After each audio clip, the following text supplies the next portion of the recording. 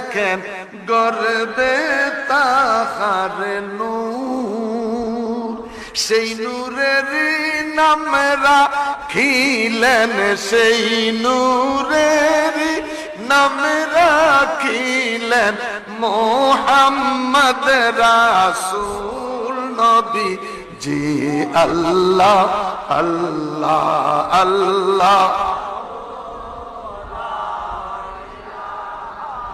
ইল্লাহ আল্লাহ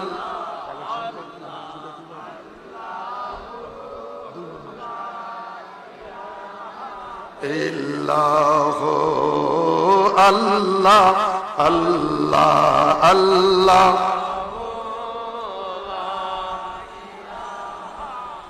রহমাতাল লিল আলামিন নবী আসলেন।